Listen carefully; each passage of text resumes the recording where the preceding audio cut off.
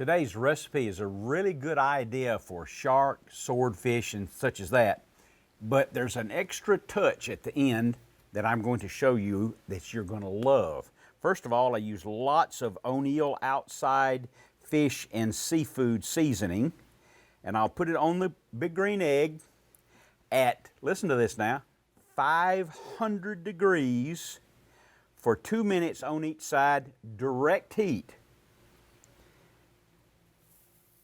500 now, because see, you can see it's thick. This is going to work out fine.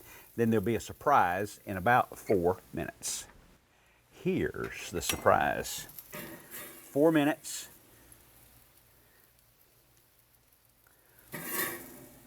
And then you put on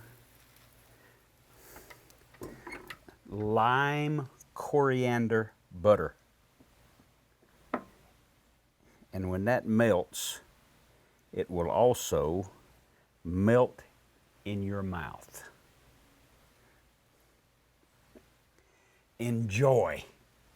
You better have this recipe. O'NeillOutside.com, BigGreenEgg.com, recipes. Big Green Egg, the ultimate cooking experience. Right here.